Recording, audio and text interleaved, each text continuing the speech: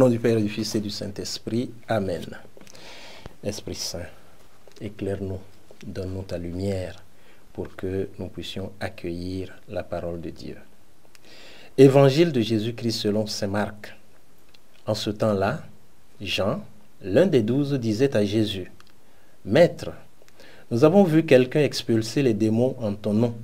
Nous l'en avons empêché, car il n'est pas de ceux qui nous suivent. » Jésus répondit, « Ne l'en empêchez pas, car celui qui fait un miracle en mon nom ne peut pas aussitôt après mal parler de moi.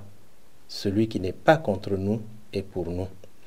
Et celui qui vous donnera un verre d'eau au nom de votre appartenance au Christ, Amen, je vous le dis, il ne restera pas sans récompense. Celui qui est un scandale, une occasion de chute pour un seul de ces petits qui croient en moi, mieux vaudrait pour lui qu'on lui attache au cou une de ces meules que tournent les ânes et qu'on le jette à la mer. Et si ta main est pour toi une occasion de chute, coupe-la. Mieux vaut pour toi entrer manchot dans la vie éternelle que de t'en aller dans la géhenne avec tes deux mains, là où le feu ne s'éteint pas. Si ton pied est pour toi une occasion de chute, coupe-le. Mieux vaut pour toi entrer estropié dans la vie éternelle que de t'en aller dans la géhenne avec tes deux pieds. Si ton œil est pour toi une occasion de chute, arrache-le.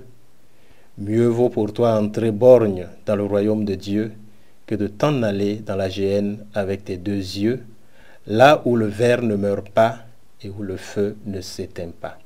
Acclamons la parole de Dieu. Louange à toi, Seigneur Jésus. Aujourd'hui, nous sommes le dimanche 26 septembre 2021, 26e dimanche du temps ordinaire de l'année B. Et le texte de l'évangile de ce 26e dimanche est un peu fort, assez dur même, et pourrait faire peur. Le Seigneur n'a pas l'intention de nous faire peur. Le Seigneur nous aime. Il veut tout simplement nous aider dans notre croissance à sa suite. D'ailleurs, il commence par cette intervention de Jean, qui dit, « Seigneur, nous avons vu quelqu'un qui chassait des démons en ton nom et qui faisait des choses en ton nom. Voilà, on veut l'en empêcher. » C'est notre réflexe. Voilà, nous croyons que Jésus est notre propriété, ou telle chose c'est notre propriété, ou l'Église c'est notre propriété, et les autres n'ont pas le droit d'y être.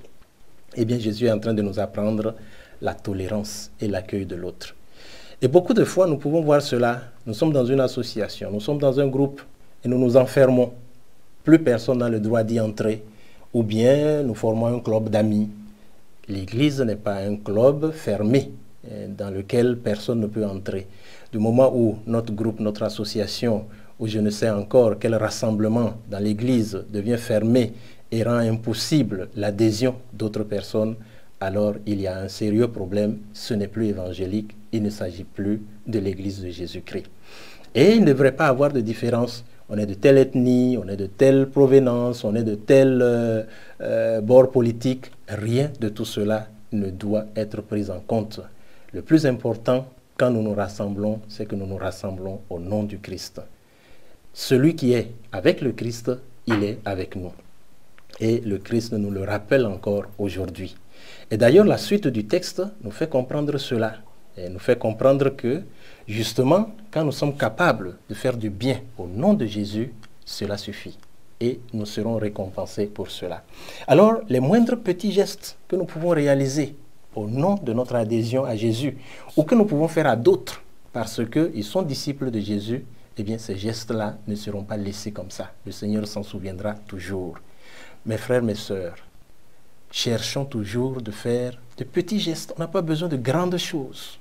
Et parfois, nous voulons attendre les grandes occasions pour réaliser de grandes choses pour le Seigneur. Non, le Seigneur a besoin de petites choses. Un petit verre d'eau fraîche, cela suffit déjà à nous donner beaucoup de grâce. Et les petites choses que nous faisons aux uns et aux autres autour de nous, cela suffit largement. Un sourire, une salutation, une petite attention, tout cela fait partie de notre foi, de notre vie, de notre suite du Christ. Et le Seigneur nous dit, le plus important, ce n'est pas que j'ai ceci ou je suis cela. J'ai deux mains, j'ai deux pieds, ainsi de suite. Qu'est-ce que nous faisons de tout ce que le Seigneur nous donne? Est-ce que nous le mettons au service du bien ou bien nous le mettons au service du mal? Ce que le Seigneur nous a donné, que ce soit l'intelligence, que ce soit des capacités, des dons, des qualités, tout cela, nous devons tâcher de le mettre au service du bien et non au service du mal.